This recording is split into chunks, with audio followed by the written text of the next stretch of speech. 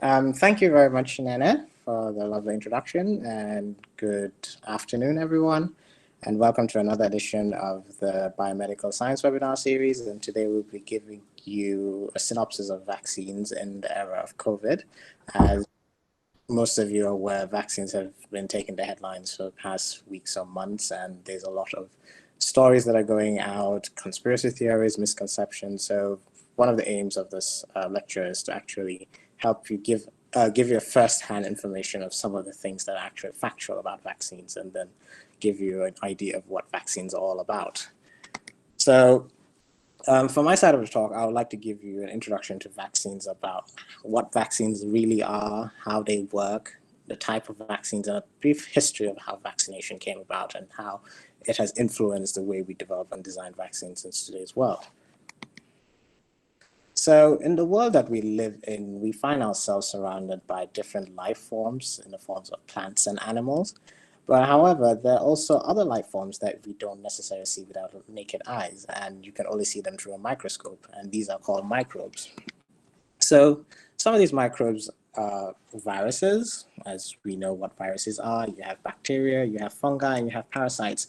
And these things tend to live all over the atmosphere. So sometimes you find them in soil, you find them in plants, you find them on different life forms, such as human beings. There's some microbes that live on us, they live within us as well.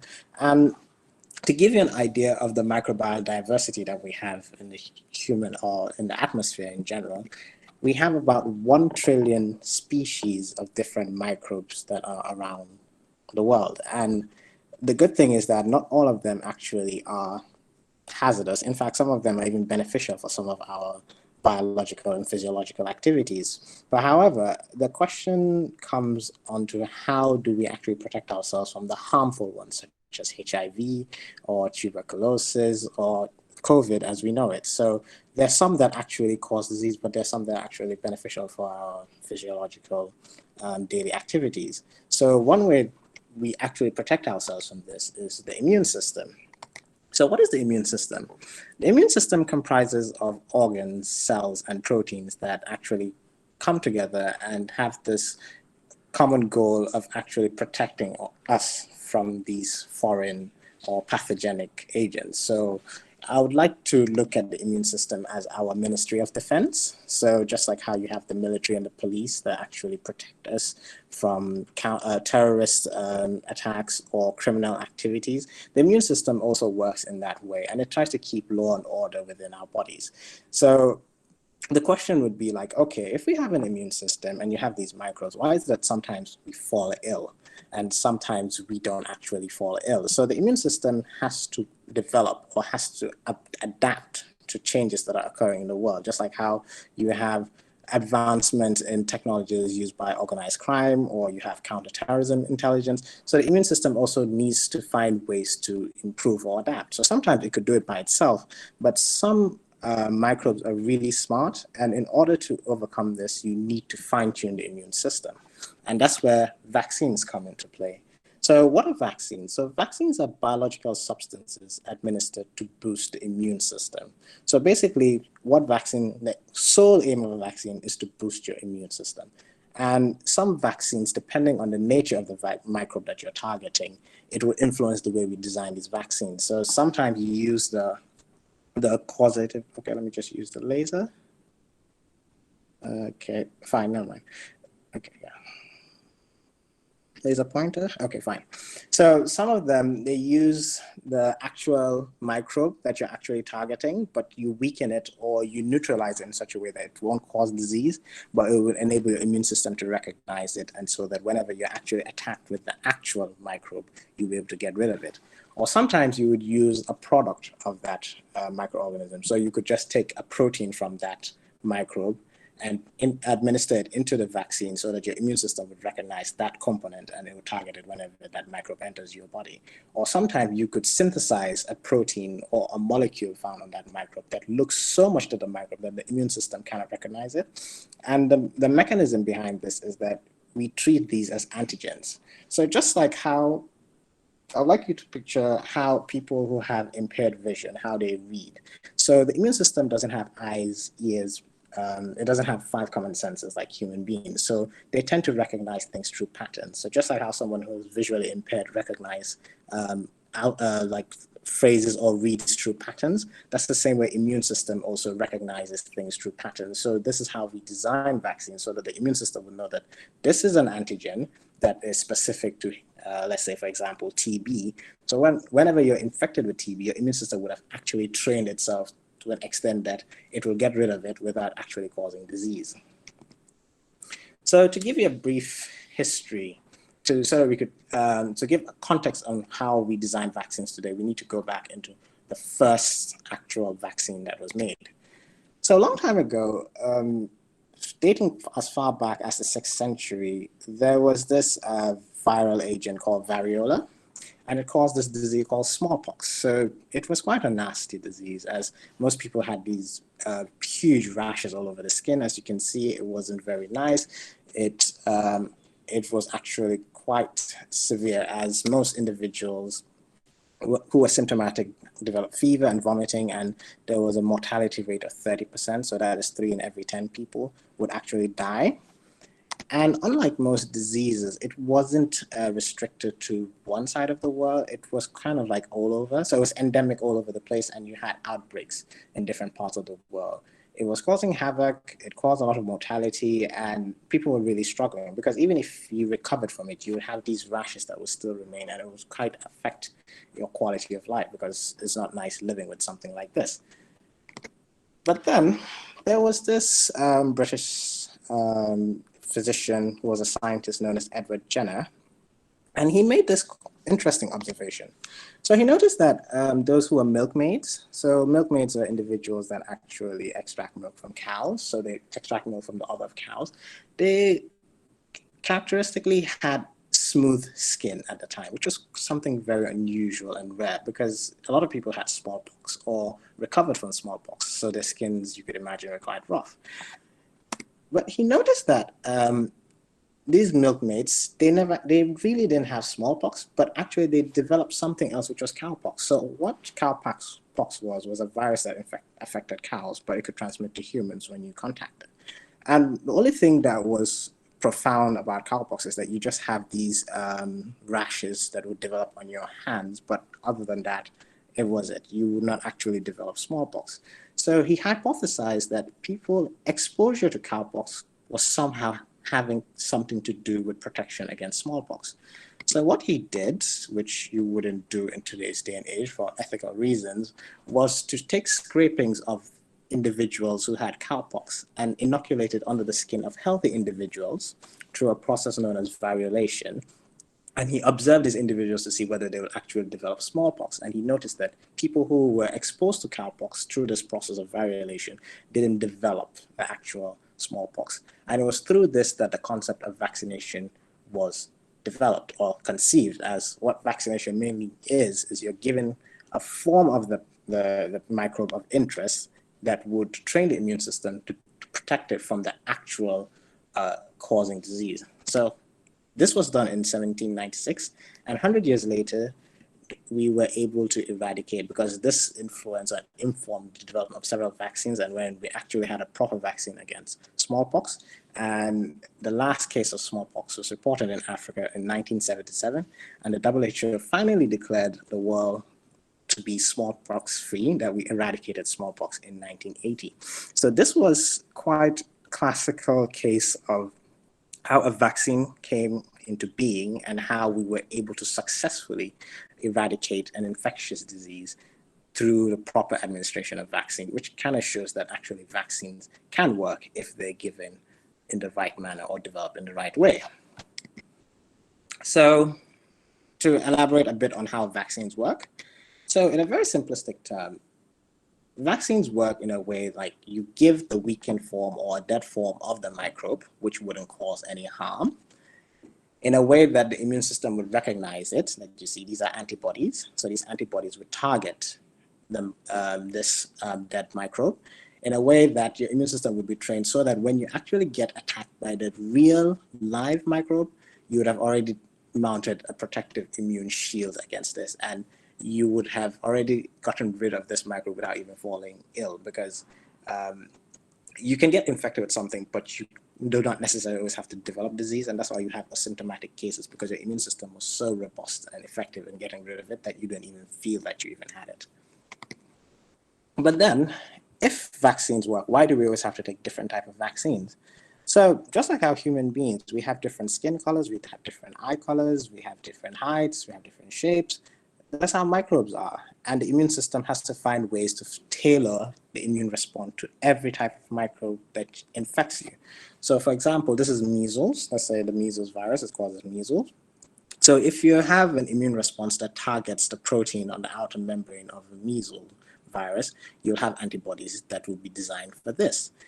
But the antibodies that attack measles or get rid of measles might not necessarily be useful if it's chickenpox, because it's different. It's just like a lock and key. If you have a key for the living room, it's not the same as the key for the main gate. It's not the same as the key for your locker or whatever it is. So you have different keys for different locks. So likewise, the immune system works like that.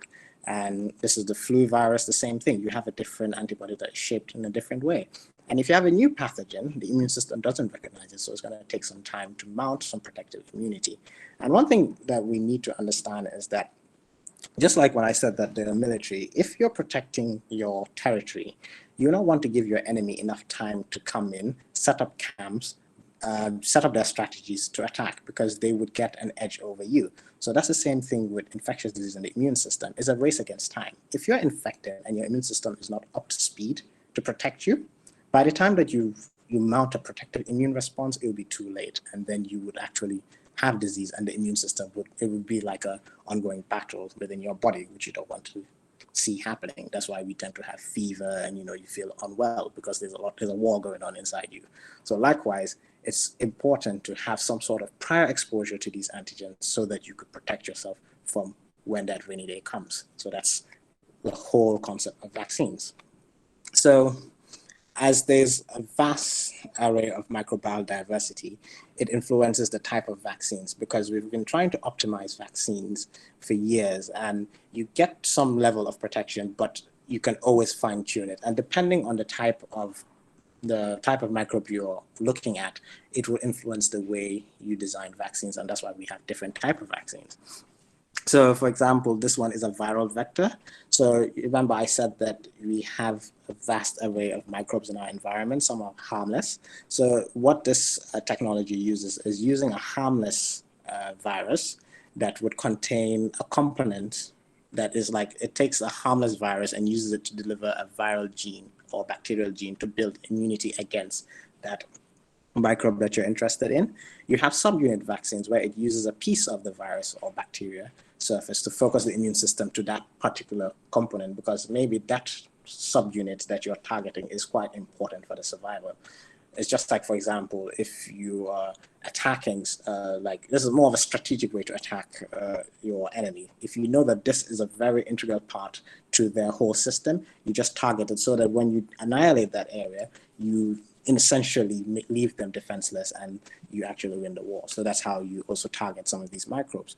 You have also some vaccines wherein they're inactivated. It's the whole microbe, but in reality, what it does is that it just kills it. So it won't cause disease, and the immune system will think, because the immune system can't distinguish whether it's dead or alive. All it would treat, it would just treat it as a microbe, but it has the advantage that it's dead. So just treat it, it will recognize it, it will train on it, so that when you actually get exposed, you're protected. You also have live attenuated vaccine. That's wherein the microbe is being weakened. So it's similar to this, but it's not completely dead, because you need it alive to replicate in a way that you could actually have a substantial immune response. And the recent technologies such as DNA or RNA vaccines, wherein you vaccinate using DNA or RNA molecules to teach the immune system to target key viral or bacterial proteins. So these are just a few examples of the different type of vaccines. There are a lot of technologies that are out there, and people are doing mass amounts of research, because vaccinology is a whole field of its own that has a lot of exciting avenues. And this is just a few examples of some of the things that are being done in the world of vaccinology. So on that note, I would hand over to the next speaker. This is Jagne, who would give us some idea of the impact of, like, some real life stories of vaccines and how vaccines have changed the outlook of some infectious diseases, as we know it in the Gambian context.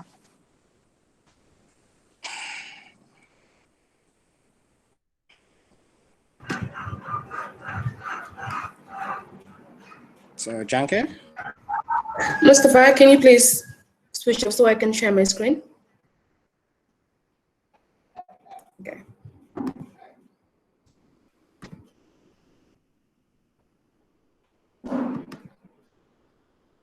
Can you see it now? Hello? Well, no.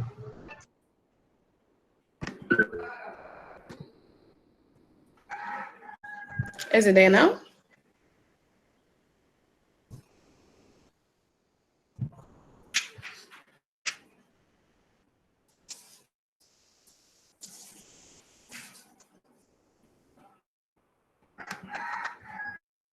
Hello?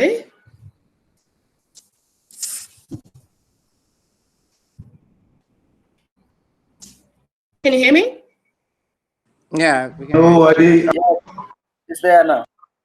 It's there now.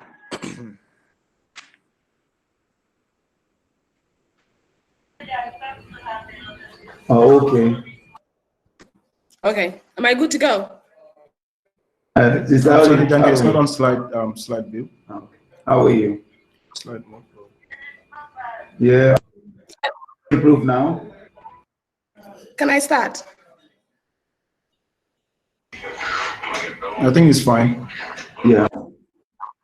Okay, I'll start now then. Good afternoon, everyone. Thank you very much, Nana Sallah, for the introduction. Mustapha, thank you for setting the scene for the next part of the talk. So I'll be talking on impact of vaccines globally and specifically in the Gambia as well. As we all know, a lot of vaccine trials have been done in the Gambia, and I'll share some of the results that they've got in those studies. So briefly, childhood vaccination, which is the expanded program on immunization, started in 1971, was founded by the WHO. And one might wonder, why do we vaccinate kids? And we vaccinate kids for two reasons: to protect them against severe infections when they get infected, and then to reduce mortality. There are a lot of diseases that affect kids, and on this pie chart, you can see that pneumococcal disease accounts for almost 32% of mortality in kids under 5 years old. Rotavirus accounts for 30%, and this causes diarrheal diseases. We have tetanus 4%, measles 8%, whooping cough 13%, and hip 13% as well. All these diseases are can be prevented by vaccines, and this is the more reason why we should encourage vaccination, especially in the younger age group. Annually, vaccines have been shown to prevent up to 2 to 3 million deaths in young kids below the age of 5. Despite these vaccines, it can also, vaccine preventable diseases can also cause up to 1.5 million deaths in the young age group. And this might possibly be because of vaccine rollout. And as we know, in low middle income countries, there are various challenges regarding access to vaccine in the younger age group. So in the Gambia, EPI was initiated in 1979 after there was a yellow fever outbreak in the upper river region of the Gambia, mainly the Bassa area. And some of the vaccines that were started with was the BCG vaccine, the DTP, the measles, OPV, and yellow fever. And after this, we had other vaccines introduced. 1986 to 1990, the hepatitis B vaccine was introduced, and this was mainly done within the Canberra area. In 1997, we had the hip vaccine introduced. In 2009, there was a pentavalent vaccine that contained the DPT, hepatitis B, and the hip vaccine in one. We then had the PCV introduced in 2009, and a lot of studies were done by MRC, the Gambia. We also had the rotavirus study, which was also pioneered by MRC unit, the Gambia. This is the EPI vaccination card. I'm sure we're all familiar with it. Most of us have it with us. So this is what we use in the Gambia. And what we have here is the various vaccines that are given and the age in which they're given. I'll talk more about this in the next slide. So in the Gambia, our EPI schedule has different vaccines, and they're administered at different age groups. So we have BCG, which is given at birth, and the disease that it helps protect against is tuberculosis. We have yellow fever given at 9 months. We have measles given at 9 months and a booster at 18 months. We have hepatitis, which is given at birth. We have the oral polio vaccine, which we give at different time points, at birth, 2, 3, 4, 9, and 18 months post after birth. We also have the pentavalent, which I talked about earlier before, that contains the hepatitis B, the HIP, and the GPT vaccine, and that is administered at 2, 3, and 4 months of age. We then have the IPV, which is the inactivated polio vaccine, and that is given at 4 months. DPT is given as a booster alone, and that is at 18 months. We have PCV13, which is given at 2, 3, and 4 months, and the newly introduced rotavirus, which is given at 2, 3, 4 months of age as well. We also have meningitis A, which is given at 12 months. Vaccines can come into different different formulations. We've got the lyophilized vaccine where in the powder form and have to be reconstituted and the liquid form, and that's what I've just highlighted here. So when you vaccinate a child, what happens? When a child is vaccinated, the vaccine will stimulate his or her immune system to produce antibodies. These antibodies are the proteins that protect you, and it will be exactly like what you will have had when you were exposed to the disease. The child will then develop immunity to that disease without having to get sick. But unlike most medicine, this wouldn't prevent you from getting infected. What it will prevent you from doing is having a severe form of the disease when you get infected. Globally, vaccination has been shown to reduce a very high number of, rates of infection and then mortality. And this graph here basically shows the number of cases that happens yearly. On the x-axis, we have the year from 1990 to 2018, to 2017, sorry. And here we have causes of death in different colors. So we have tetanus, we have pertussis in green, we have measles in peach, we have meningitis, we have diarrheal disease, and that's why we have the rotavirus vaccine, and we have acute respiratory infections. So the tetanus, pertussis, and measles are those that can be prevented by vaccines. And meningitis, diarrhea, and acute respiratory disease can be partially prevented by vaccines. So what we see is that after vaccine was introduced, there was a decrease in the number of kids that die of these diseases yearly. So you can see. So let's look at diarrheal diseases, which is in purple here. We can see a gradual decrease when vaccine was introduced to these kids. We see the same thing with acute respiratory infections, and we know that complications of pneumonia can lead to acute respiratory infections. We see pertussis, again, there's a decrease. We see tetanus, it's almost eradicated, and you can hardly see any by 2017. So this is what the impact of vaccination is. So it's very striking how vaccines can help to reduce infections. So coming back to the Gambia, so a lot of study, as I said, was done with hepatitis B vaccination and liver studies in Canada. So what we have here is percentage of chronic HBV infections, and here we have the year of birth. So the open circle is the unvaccinated kids, and the closed circle is the vaccinated one. The shaded circle is the vaccinated one, or those that had it within the EPI. So here, so you can see that those that are unvaccinated, they have a high prevalence of chronic HBV infection. But here, look at the boxes in red. So here, within those that were enrolled in the GHSI study, which is the Global Hepatitis Infection Study, we can see that out of the 255 that had record of being given hepatitis vaccine in their card, only 2 people out of 255 had surface antigen positive hepatitis B. We then look at those that were not vaccinated. Out of 475, 59 of them had, which is 12.4%. So this is really striking. So meaning that vaccines really work. The vaccine was able to protect these people from getting infected. 0.8% only infected compared to 12.4%. PCV studies were done in the Gambia from PCV 9, 7, and 13. And this is a study by Grant McKenzie. So basically what they show is that the effect of PCV 7 introduction and 13 introduction, which is what we're using now currently, on the cases per 1,000 persons per year. And here you have the different age, the different years, so 2008 to 2015. The red line represents kids that are 2 to 11 months old. the green 12 to 23, and the blue 2 to 4 year old. So what we can see that when PCV7 was introduced, there was a drop in the number of cases recorded within the 2 to 11 month old age group. Similarly, it was seen for the 12 to 23 month. It wasn't very evident in the 2 to 4 year old group. We then see that in 2011, when PCV13 was introduced, again, we saw a steep decline in the number of cases recorded for pneumonia. And this is similar in almost all of them. When you look at it, there's always a reduction after the introduction of PCV. It looks like some of them are coming up, so maybe we need to look at the coverage of PCV within the Gambia.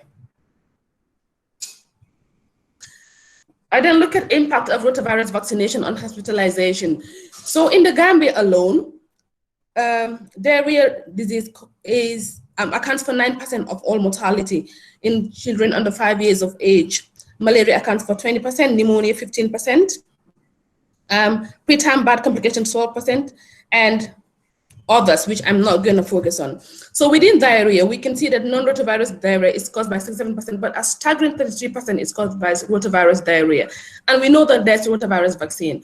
So let's see what this does. So Sana et al. Recently published a paper, and they looked at hospitalization in the Edward Francis Small Teaching Hospital from 2013 to 2016. And then what they saw was that for annual diarrheal hospitalization, there was a decrease when the vaccine was introduced in 2013. So rotavirus positive is in red, rotavirus negative is in blue, and the prevalence is the green line. So we can see a striking decrease from 2013 when it was introduced to 2015. 2016, there was really not much between the two. When we looked at severe diarrheal hospitalization that led to kids being given IV fluid and everything, we saw that again there was a decline from when the vaccine was introduced in 2013 to 2015. 2016, I don't know what's going on. It looks like there wasn't much change. But again, the prevalence was reduced. So vaccination doesn't only stop with kids. Adult vaccination campaigns have been going on. We know that currently there's an HPV vaccination exercise being done in girls aged 9 to 14 years old in the Gambia, in schools across the Gambia. We know that TT vaccination is given to pregnant women, and you can take up to 3 doses or 5 in some cases. We know that COVID vaccine has come over, and that healthcare workers and the older age groups are being given priority. Hadi is going to talk more about COVID vaccine, so I'll hand over to her. Thank you very much for listening.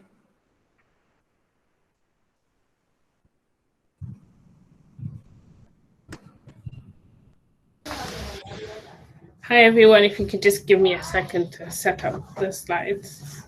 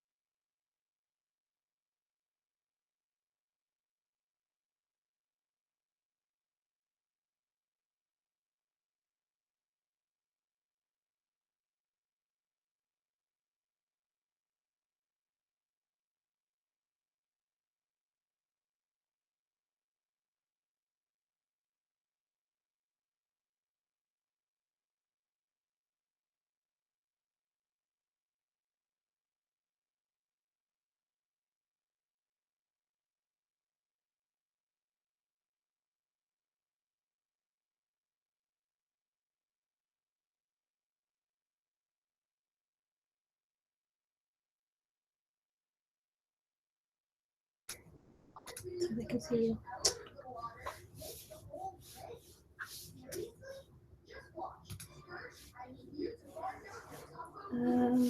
Is the screen, are the slides showing? Put it in presentation mode. And which one? That's fine, yeah. It's okay? Yeah. Yeah, go for it. So hi everyone, it's really nice to be able to talk to you all today. And thank you to Jankey and Mustapha for really setting the tone for what I'm about to talk about.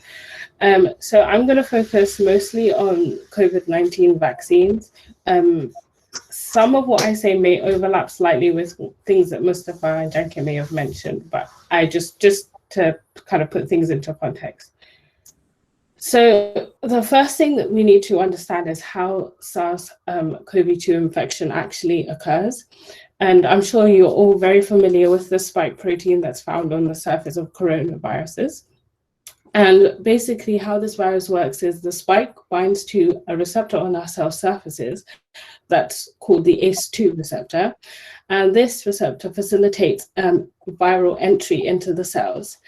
Once the virus enters the cells, it releases its genomic content and then uses the cell, the host cell's machinery to basically create more copies of itself. Once it creates more copies of itself, it then releases these copies out of the initially infected cell, and then these cells, these viruses then go on to infect other cells.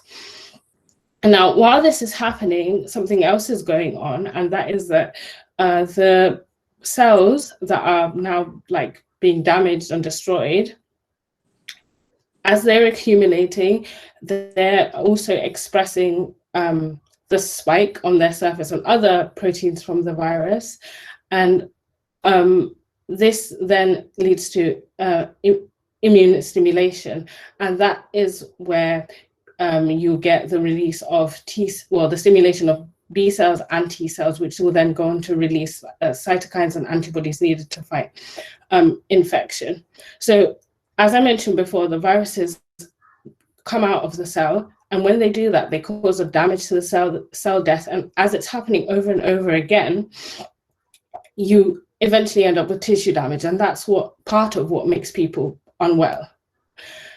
So when we want to develop a vaccine, we want to make sure that we can induce this immune stimulation, but get rid of the part where you actually feel unwell and where it can have negative impacts on personal health.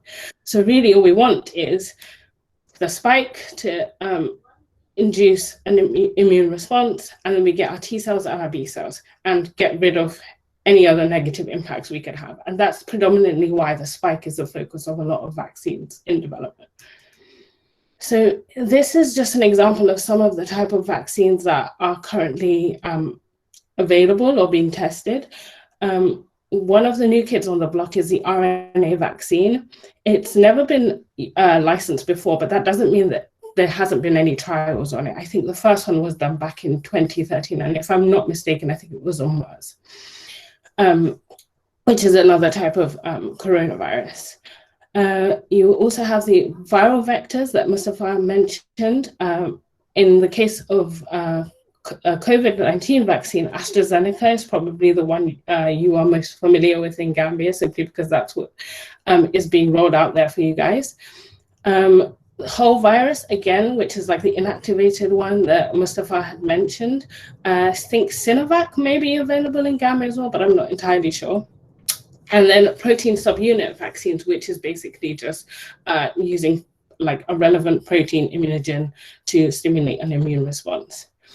Another important thing to note is that some of these vaccines have previously been, technologies have been used before. So for example, the Oxford adenoviral vector has been used to develop a vaccine for Ebola.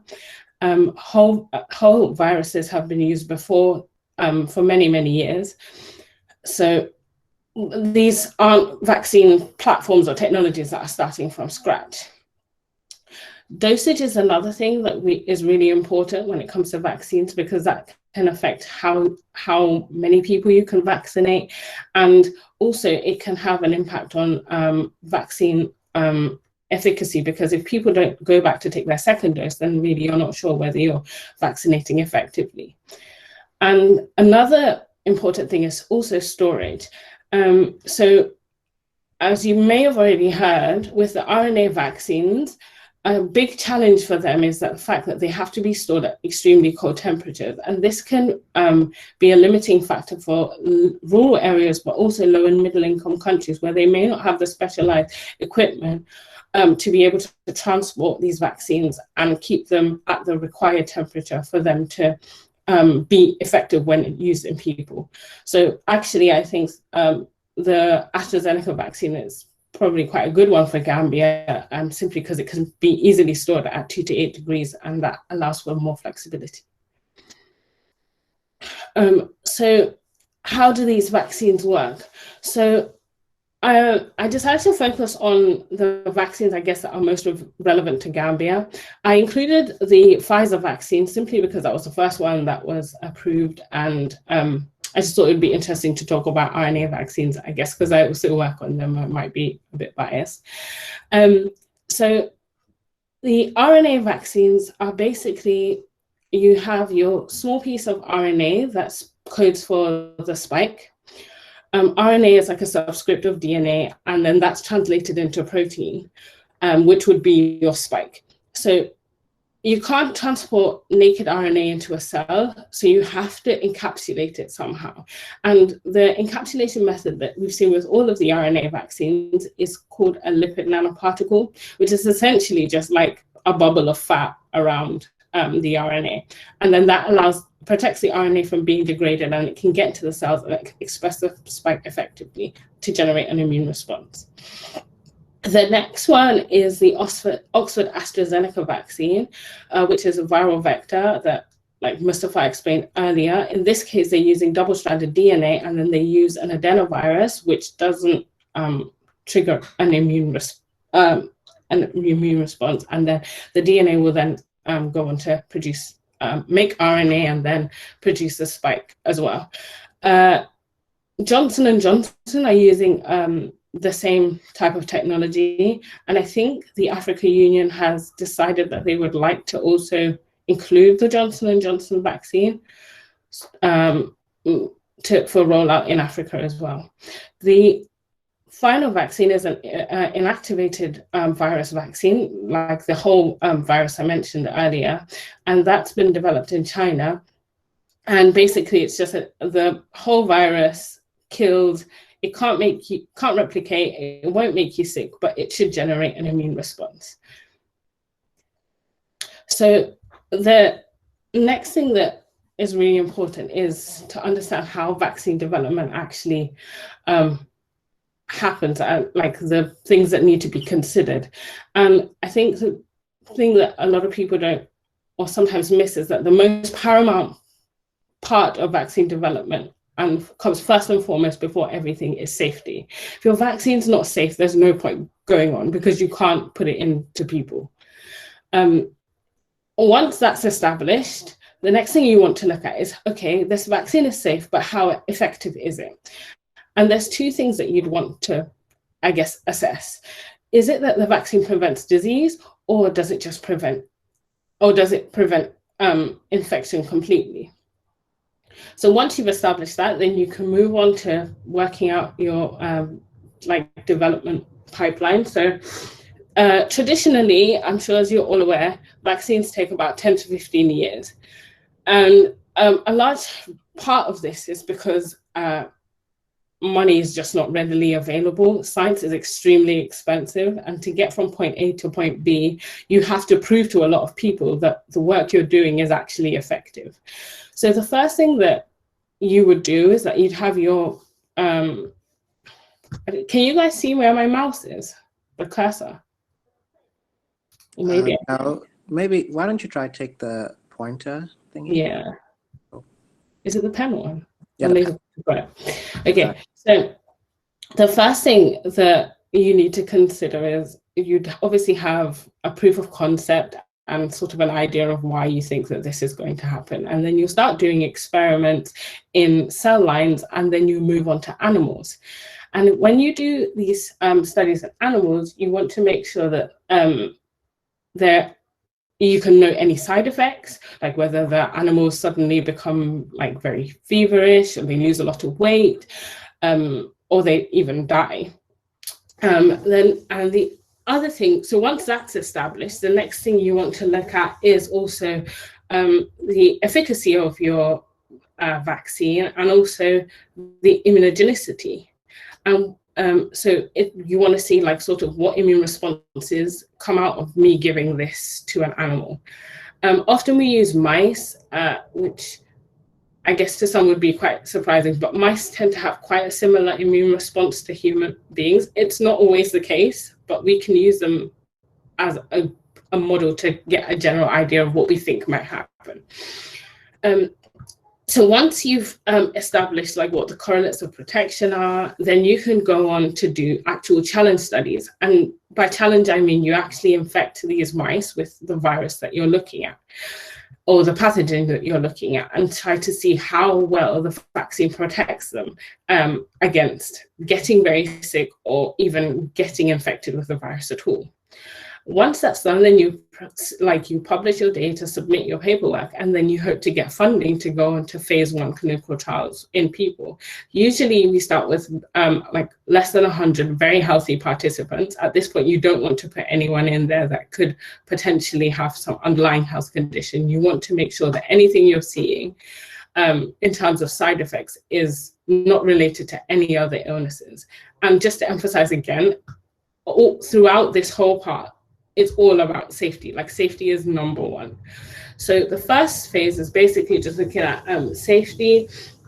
And then this is also the phase that you would also check to see dosage as well, to see whether, like how high a dose you can go without creating too many bad side effects or bad side effects in general, but also how low can you go to still protect that the vaccine is still effective. And then when that all checks out, you can move on to phase 2, which will have maybe around 1,000 participants. And again, safety, but this time you're also going to be looking at immunogenicity and to see kind of what responses you get, and also efficacy. You move on to phase 3, which is going to be in the thousands of people. I think Pfizer got up to like 60,000 participants for their trial. And you want to see in this now large group of people, whether your vaccine, again, is still producing a good immune response in these people, but you also have more numbers that you can back up your hypothesis. Another thing I forgot to mention, in phase 2 and phase 2, they introduce people that more reflect the demographic. So if there are underlying health conditions, it's okay for them to be included into these groups, because you want to see how well it works across the population. And then in phase 3, they tend to try and push it into a more real world setting. So to make sure that if people are living their everyday normal lives, if everything is okay. Once that's all checked out and it's all fine, then you'll move on to getting your approval from whichever regulatory body deals with your country or region. And then you can go on to large scale production, which is done at a good manufacturing practice standard, which isn't very easy to do. So it is a very rigorous process. SARS-CoV-2 vaccine development has been slightly different. I think the thing I do want to emphasize is that corners were not cut. It's important that we put into context what was actually going on. So as I mentioned before, the same preclinical studies were done. And luckily for us, we've seen other coronaviruses before. That's the first SARS, which is SARS-CoV, and then MERS-CoV as well. So we had knowledge of where to start from. Also, the fact that in China they got the sequence out for the virus out really, really quickly, that also helped, because it meant scientists all over the world could just access this and target the spike, because they already knew that's what they would want to look for, and then carry on with doing their preclinical studies, etc., etc. The unique thing was that there's slight overlap in terms of the phases, but none of the safety measures that would have been checked have been skipped. The other thing that was happening is that simultaneous to the phase 3 is that production was also happening, although at risk, because like you can't really say for 100% sure that everything's going to be fine. But that was another way that they could cut down the time, and then it moved on to approvals. So in terms of vaccine efficacy, whenever you have anything that you're trying to assess, or any drug, let's say, for example, that you're trying to compare, you need to have another group to say that what you're seeing in your treated group is actually true. And this is referred to as the placebo group. So this group are not given whatever drug you're giving to your treated group. you give them a placebo. So sometimes this can be like a vaccine or drug for something else entirely that's like totally unrelated, or sometimes they're just given saline, which is like salty water. And just this is just like a vague example, but so in this placebo group, 63 of every 5,000 volunteers contracted COVID-19, and in the vaccinated group, we only see that 18 people per 5,000 contracted COVID. And if we can work out the difference between the two, then that will tell us what our efficacy is. So for some of the vaccines, this is just a table of the efficacy data that some have been published in papers, some in news articles. And this is basically how well they protect against symptomatic COVID-19. And I think it's basic human nature that we often want to pit these vaccines against each other. But in actual fact, I'd say, at least in this context of the symptomatic COVID, it's very difficult. You can't actually accurately do that because each of the clinical trials were conducted in different places at different times, at different stages during the pandemic. So if you tested a vaccine when maybe the peak wasn't very high, there wasn't much community transmission, and that may be why that you've seen slightly less infection. But one thing we can say is that all of these vaccines protect pretty well against severe COVID-19. So we can say that the vaccine protects against disease, which is really important because we just don't, what we're trying to avoid is people getting very sick, ending up in intensive care, and then sadly losing their life. So back to how we got the vaccine so quickly. I'd say there was a bit of a recipe. It kind of just everything sort of came together really, really well. And it was a bit of a magic formula. So as I mentioned before, the technologies, these are pre-existing platforms that have been worked on for years. They're not really new. So it's not like we were starting from scratch. There was references and things to draw upon. The other thing is funding. You saw how expensive science can be, and money was literally pouring in from everywhere, from government bodies, institutions, even philanthropic donations. I guess it was everybody's interest at that point to make sure that like COVID was out of the picture because it was destroying communities, livelihoods, economies, and people were dying.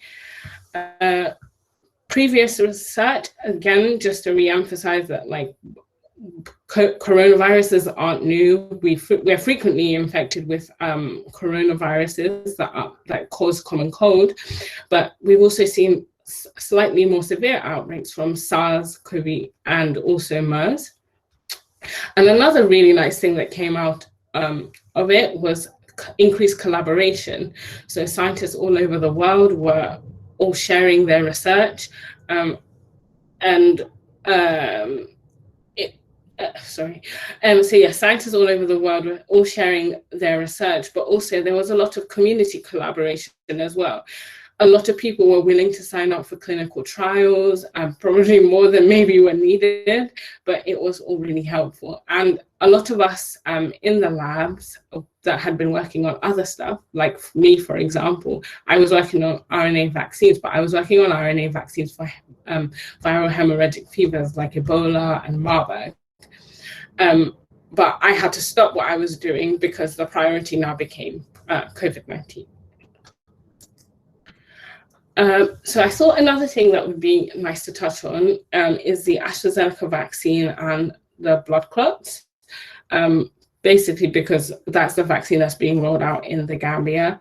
Unfortunately, I'm not aware of much of the data that they like in terms of how many vaccines have been administered in Gambia, but I think the numbers that I have for the UK should tell like a good story.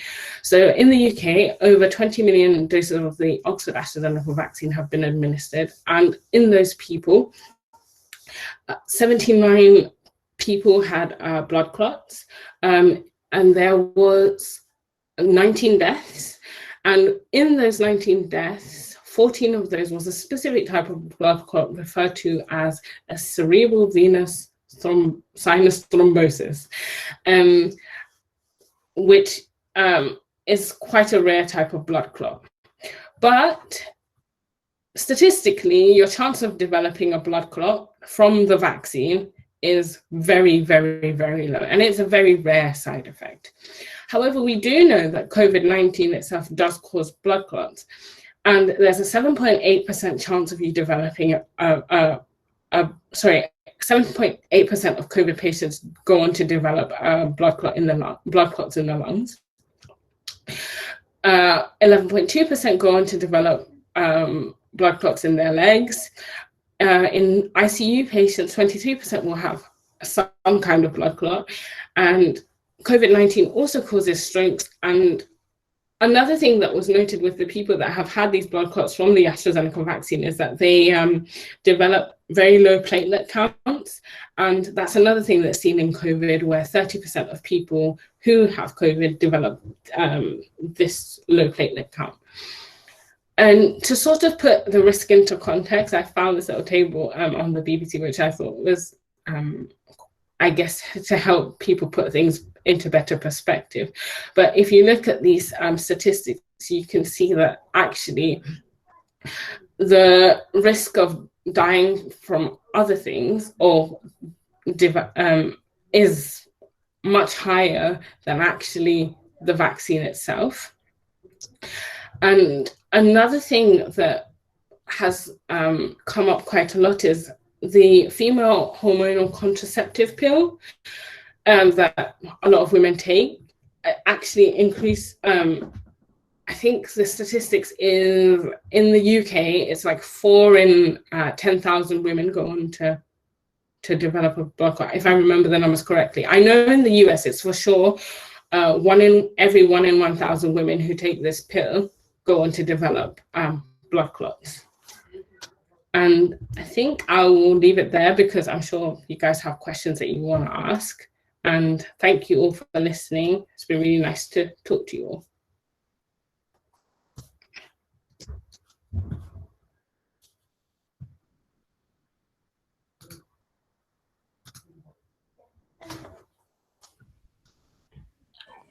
Nene, over to you.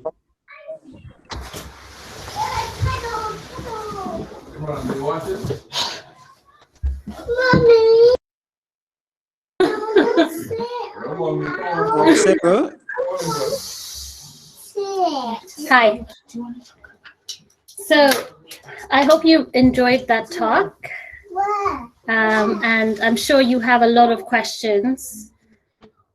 So the first question is from Safia Tudabo. What is the difference in the way the body's immune memory works in a natural infection versus when vaccinated? And how does immunity last for natural infection compared to when an individual is vaccinated? Thank you very much, Safi. That's a very good question. So when the immune system and the pathogen, so it's more of like a game of chess. So the pathogen is trying to infect you in such a way that it doesn't expose all its tricks. So naturally, the parts of the pathogen that are being recognized by the immune system might not necessarily be important for its survival. So this is what they call immune evasion. And that's why sometimes you might develop certain vaccines, but you see that the disease still occurs because these pathogens find a way of evading the immune system. So in a nutshell, the type of immunity you would or you would mount against the pathogen would not be as potent as the type of immunity you mount against those that you've administered through vaccination. Because vaccination is like you've given the manual to the immune system and you're telling him, hey, this pathogen, this is what it's made of, and you need to target this. If you target this, you'd get it. So naturally, the type of immunity you would mount against vaccines would be more robust. Like, for example, the vaccine that we give against the pathogen that causes pneumonia, Streptococcus pneumonia. So it's a conjugated vaccine. So they try to mount 2 sides of the immune system, that is this humoral response and cellular response, to get a really strong immune response to Streptococcus pneumonia as compared to when you get to the infection, when you just have a humoral response, which would protect you, but is not as strong as if you get the vaccine. So the second bit is, how does immunity last for natural infection versus when an individual is infected? How long? How long immunity lasts? So natural infection. So this is also influenced by the way that you've been exposed. So if you have a cellular immune response as T cells, you are more likely to have a germinal center reaction wherein you develop memory response. Whereas if you have a humoral response wherein you just have IgM, there isn't that much of a memory. And that would also influence, and that's also influenced by the type of pathogen that you're infected with. Like for example, chickenpox. Most of the time when you have chickenpox as kids, we don't have it, again, because the type of immune response that you mount against chickenpox, the virus that causes chickenpox, that's the varicella zoster, it is so strong that you are most likely to be protected. But however, when you get older, you're a bit immunocompromised, and then you can develop shingles. But that is different as compared to if you're infected with flu virus. The flu virus keeps changing through a process called antigenic shift. Yeah, antigenic drift. So the way that you would have long-lasting immunity would also depend on how that pathogen changes. So some pathogens are really slow, some are really fast. So like I said, they're diverse pathogens. So this question would relate to what pathogen you're looking at. I hope that answers the question.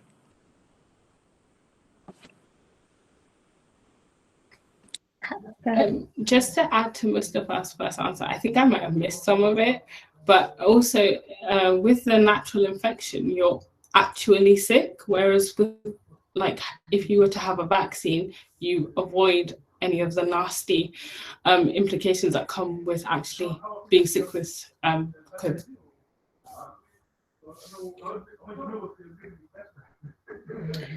Okay, so we'll go on to the next question, also from Safi. There's a lot of controversy about the COVID vaccine, which is partly due to the quick turnaround time. Oh, it's more of a comment, actually. In extreme cases, conspiracy theories on how the vaccine will reduce fertility warrant so much education. I'm sure this will be addressed in some other questions, but we have a question from Sekou Kamara, and he wants to know whether we should expose our children to vaccine trials, the outcomes of which we don't know at this point is safe. And what are your thoughts on that?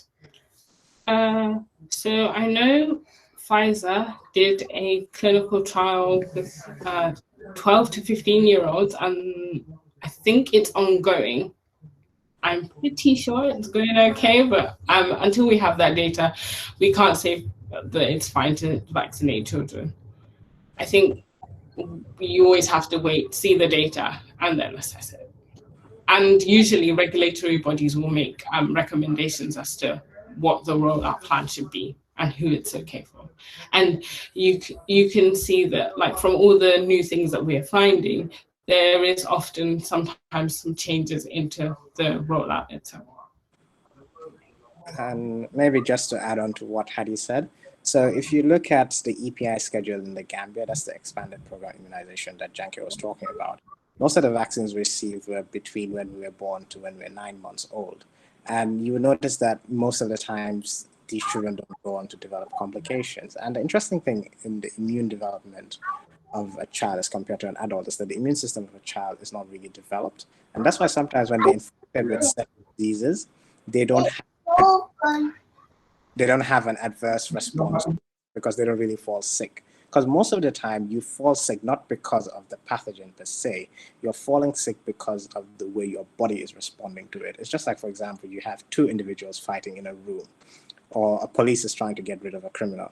He would smash everything. If you have glasses, you have windows. So the harder it is to get that criminal out, the more collateral damage you'll have in the room. So that's the same thing with your immune system. So if you don't have an immune system that is as robust, the advantage is that you might not necessarily have a serious response towards it. And evidence of this is that people who are HIV infected, once they start taking antiretroviral treatment, their immune system is reconstituted, because HIV actually suppresses your immunity. But once you start taking this, your immune system is reconstituted, and then you start having other complication as a result of your immune system recognizing everything. It's like your immune system was woken up and it just like, wow, and it just starts attacking everything, and then you start falling sick. So with children, you tend to have less response to vaccine as adults, because adults have like a fully primed immune system and they respond to everything that they see.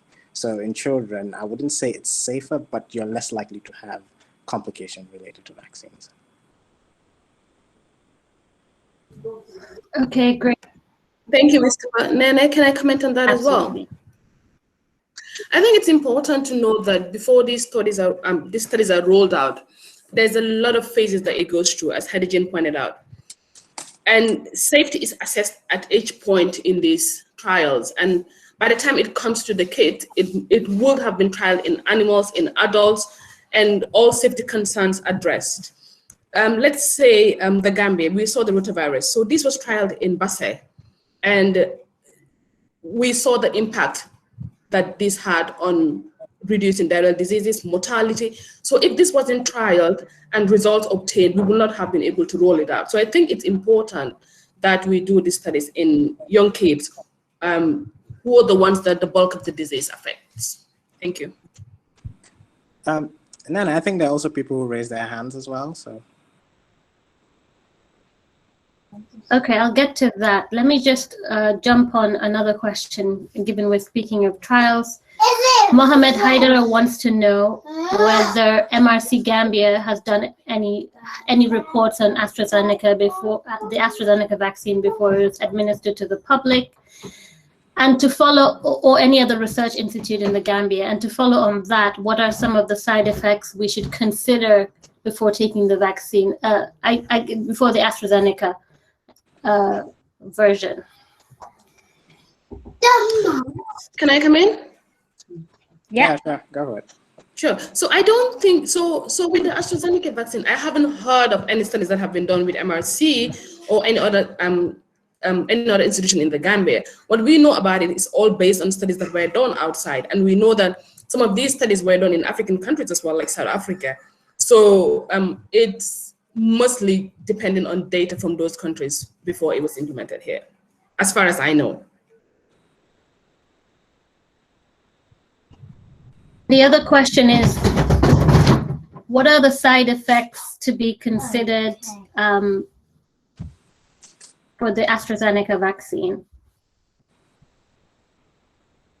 And does this differ from any of the other vaccines? Hadi? So I don't remember all of the AstraZeneca ones offhand.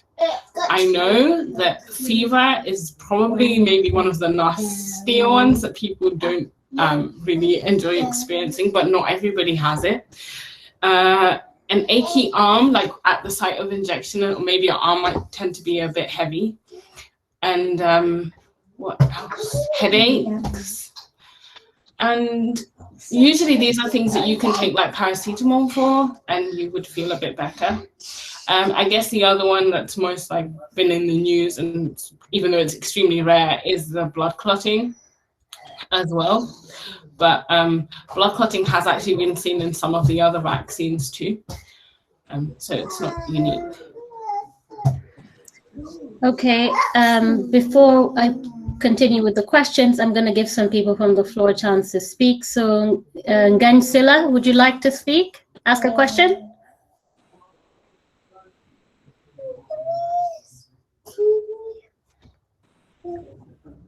Gansila, are you there? Yes, I'm here. Okay.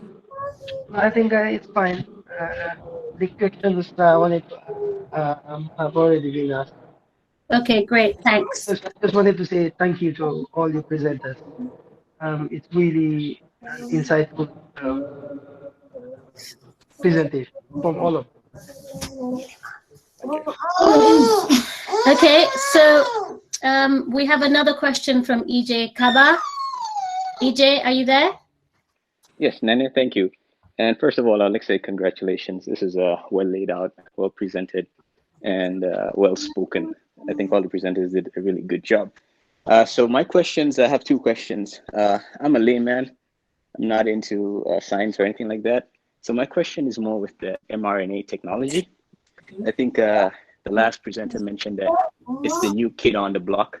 So being the new kid on the block, how what's the efficacy of mRNA-based vaccines compared to the other more well-established vaccine methods of production? That's the first question. And the second question is, given that mRNA is new, why would a company such as Pfizer or Moderna want to use mRNA technology to produce a vaccine versus the other methods? Again, I know you don't work with them, but based on your experience, what's the advantage of using an mRNA method of producing a vaccine versus the other more well-established methods? Thanks. My TV. So those are really good questions. So your first question was about efficacy. So from the data that's been published, the Pfizer Moderna vaccines seem to fare really well and seem to do just as good as at protecting from severe disease as other vaccines like the AstraZeneca. And the data for the inactivated virus from China, I wasn't able to find in terms of severe COVID protection, so I'm not sure about that one. But one of the advantages of RNA vaccines is that they're completely synthetic. This means that they can be produced at a much cheaper price, very, very quickly. And therefore, in terms of pandemics, you can develop, because all you need to do is just change the sequence. You can develop vaccines for things extremely quickly. It's a platform, so it's just like taking out a part and replacing another part to make another protein, for example. And that's why we're able to use the platform for so many different diseases. Like I said, I started a job back in December 2019, and I was looking at Ebola and looking at that surface glycoprotein compared to rabies glycoprotein. I've been looking at quite a few different ones. And then 4 months later, we were in the middle of a pandemic, and that all had to stop. And now the platform has been utilized to make a spike protein. So it just goes to show you how versatile it is. I think one of the challenges with the RNA vaccines is simply the storage temperature, but a lot of work is going on to see how we can store it at slightly higher temperatures for longer periods of time and improve the stability of them. But they are quite efficacious vaccines. And in terms of pandemics and rapid scale up, it's probably one of the easier ones to do. If you had like an adenoviral vaccine vector, you have to take your time, grow up the virus. And similarly for like an inactivated virus, you need to like grow up the virus, then kill it, put it in preservatives. So they will have their pros and cons. And I think something that Mustapha touched on was that you need to have different strategies for different pathogens. I hope that answers the question. Well answered, I like that.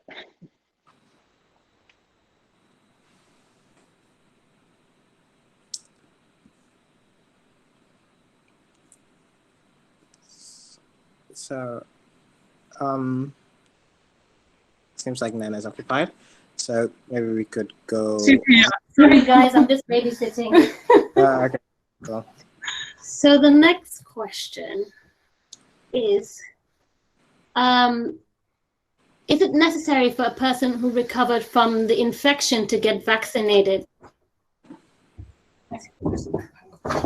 Or was that already addressed? Sort of, yeah, Mustapha. I'm getting back. At this point, I don't think we're in the position to actually exclude anyone from taking the vaccine right now, because remember I mentioned a thing about natural immunity versus vaccine-induced immunity.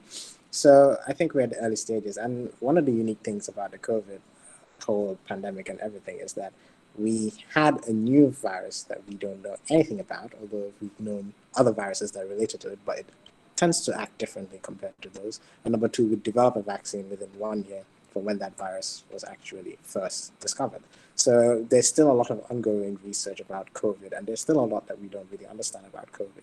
So right now, I don't think we're in a position to make that advice or give that advice to say that, okay, just because you had COVID, you shouldn't have the vaccine, because we don't know whether you can be reinfected because there are cases of reinfection of COVID. So why is it that natural immunity is not actually protecting them? So that creates an argument. Maybe vaccine-induced immunity could actually protect from this. So right now, I don't think we have a strong opinion about whether you should or shouldn't. But I would not, personally, I would not say that do not take it because you've been infected.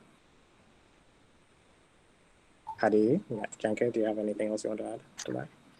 Actually, yeah. So Mustapha, so again, you're right. We can't tell who to take on. Well, we can't stop people from taking it, but like what studies have shown is that when we looked at the antibody responses in those that were seronegative and seropositive at baseline and got vaccinated, we saw that those that were seropositive pre-vaccination had higher responses post-vaccination. So it was like a booster dose to them.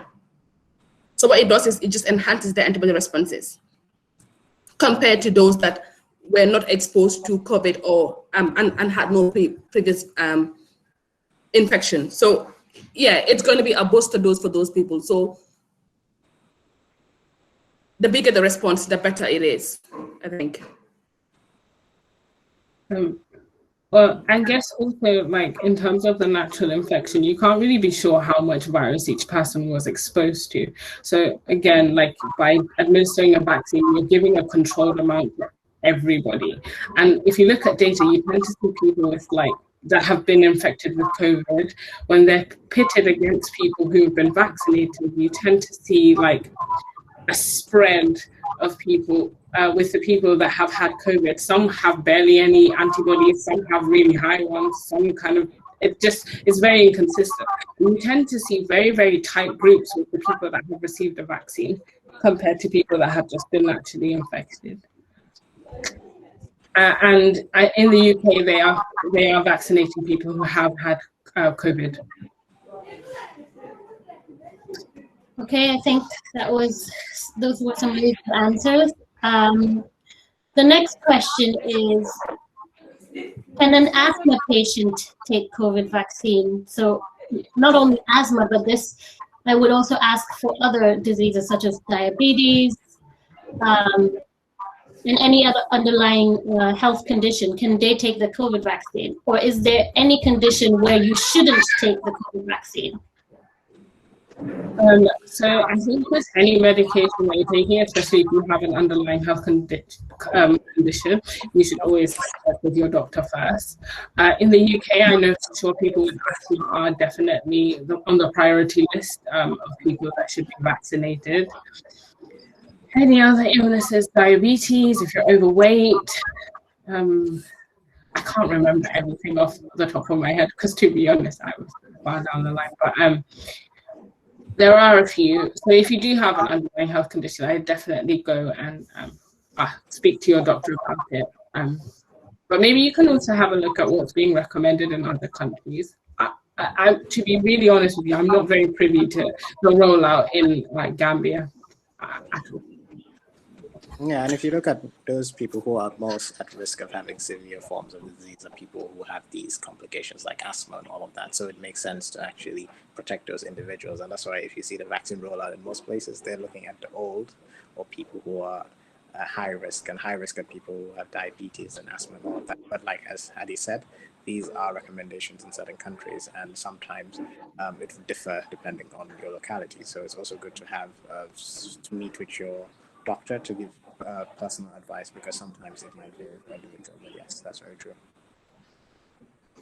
I know in the Gambia, so we know that they've said old people and people with like known diabetes, hypertension, those people are a priority because they're more at risk.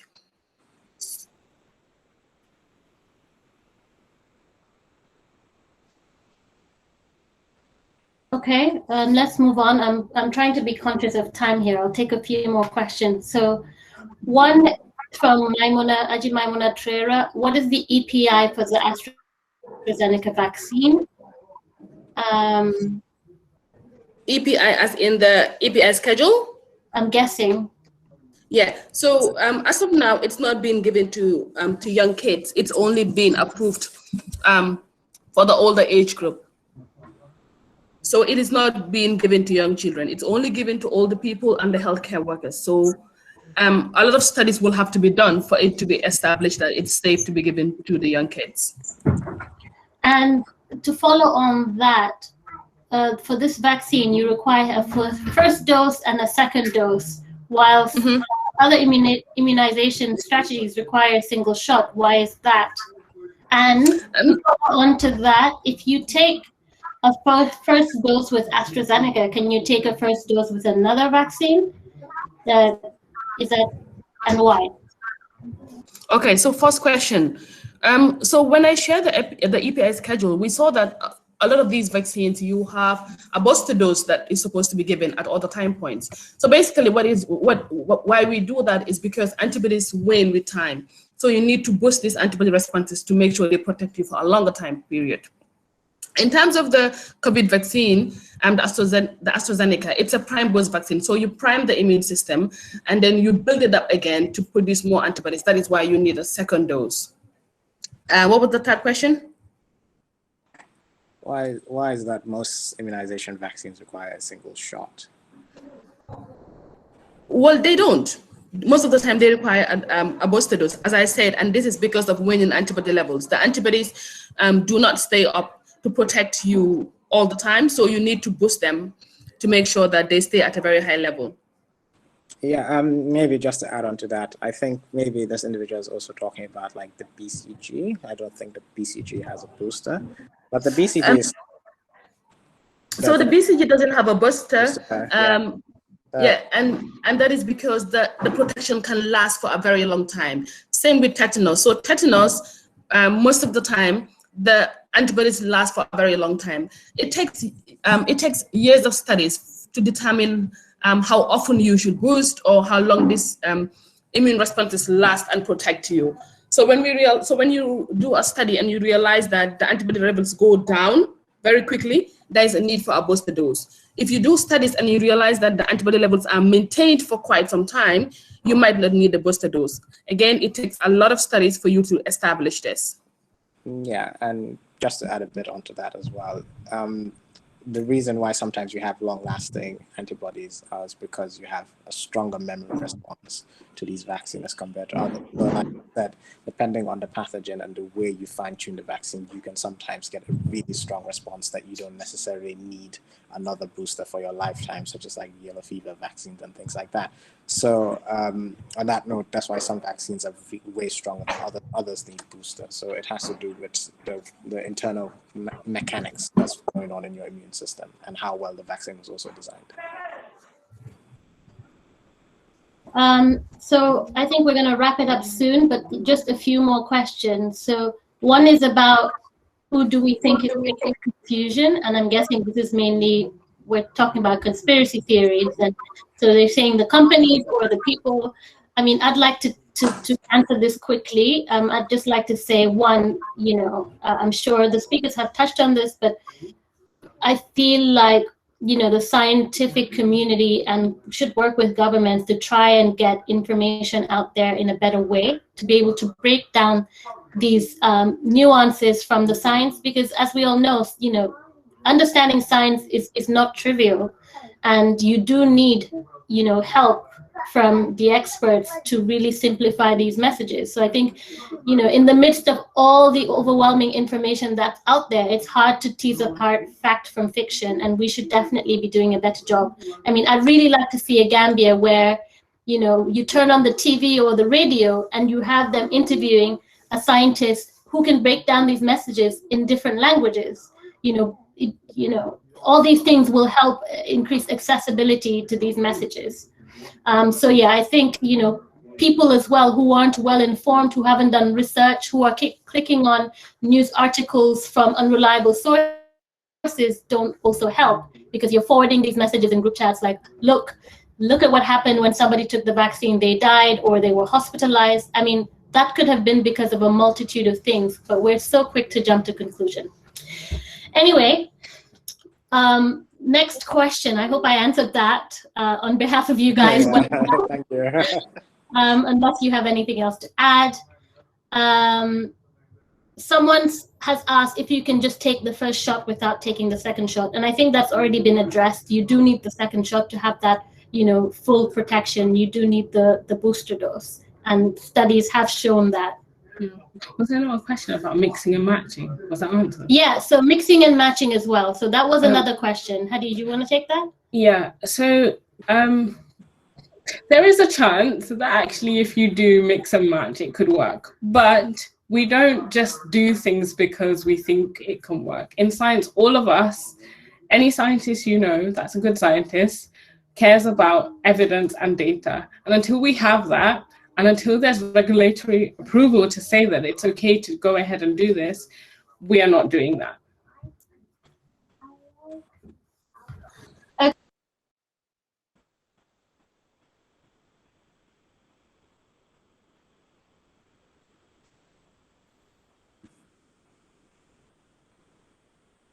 I think we've tackled most of the questions. Sorry, I was on mute. Unless someone has a burning question they'd like to ask, I think, our speakers have done really well. So if you can unmute your mics and give everyone a quick round of applause, I would really appreciate that. Thank you so much. I hope you really found that insightful, because even as a scientist who's not an expert in vaccinology or immunology, a lot for our speakers today. Unless there's anything else, I think we can wrap up the session. Jaiteh, Jankey, Hadi, do you have anything else to add? No. I just like to say thank you to everyone for listening. Yeah. It was great to interact with all of you and ask questions. Don't spread misconceptions about the vaccination. Vaccines work. We've seen what vaccine does. Please ask questions and get the right information. Thank you. Yeah, just to add on to that, yes. Don't always, I think we need to inculcate the habit of verifying what we see, because not everything that you see on WhatsApp is actually fact. So it's also good, just like, for example, if your car has a breakdown, you go to a mechanic. If you're not feeling well, you go to a medical doctor. So if you want to know about vaccines, you need to at least give the people who are actually taking time, devoting their energy and efforts and funds and resources into ensuring that you and I live in a world that is healthy. So I think to do justice to these individuals, at least you give them the chance to at least hear about what they're actually working on before we start going on and spreading conspiracies or things, or misconceptions. Great. Mohammed, did you have something you wanted to say? Yeah, sure. I have something to say. This is just my final question, because thank you so much for this wonderful presentation. My question is like the health science, the Gambian scientists, we have a lot of brilliant scientists here. So I'm thinking, Mira, is there any plan or part of your agenda that you might one day try to, unite and form maybe a lab whereby you could help the Gambia in terms of just to administer vaccine in our public without going through checking and so just to safeguard our own people. So that was my final question. Yeah, I mean, absolutely. We have plans, but of course we cannot do these things alone, and especially if it's a nationwide effort, and something like vaccine manufacturing is a huge, huge effort, not only for the Gambia, but it's something that we want to do and scale up in Africa. I mean, at the moment, there's I think around 5 facilities in the entire continent that have the capacity to produce vaccines, and that's not even on a international scale, it's on a local scale. So we definitely need, I mean, this also requires a lot of funding and infrastructure. But one thing we hope to do is work through our partnerships to be able to support scientific capacity in the Gambia. We also have some of our health science colleagues, people like Alassana Dabo, who have founded a lab called AQA Diagnostics. And I mean, this is no way on research, but it's mostly on the clinical diagnostics side. So, it's all part of our long-term vision. But yes, absolutely. I think what you said is key. I mean, just to add to that, Nene, we also have like a mentorship program that we're going to start very soon. So keep an eye on that as well, just to help other young scientists coming from the Gambia, mentor them how to apply for, let's say, postgraduate scholarships and then postgraduate program to get more high caliber scientists in the country to build like the nation that we all desire for. Hello, everyone. This is Sallah. Can I just say something here? Yeah, go for it. Good. Yeah, thank you very much, Nene and Co, for organizing this thing. Yeah. To answer the question from Mohammed, so does the aim of why we set up this association, so that we can see how we can adapt, because we realize that we have a lot of skills and limitations, especially with regards to lab. So some of the things that we are doing through this association, bringing people together with like-minded to try and see how we can share information and also educate ourselves. The other part for me, that's the lab that we do. We do have internship programs where we try to teach graduates from the university so that they can learn clinical skills. And another part, which is in the long run, I'm working with another group of people, a group of individuals, trying to also try to set up where we can have skills development, which is kind of through an educational pathway. We are still working on that. It's not yet finished. These are some of the plans that we have. So we should just continue communicating between ourselves, and we see what we can do to improve lab service generally in the Gambia. Yeah, I think that's what I wanted to just highlight. Thank you. Okay, great. Thank you, Alessandro. Didn't even realize you were there.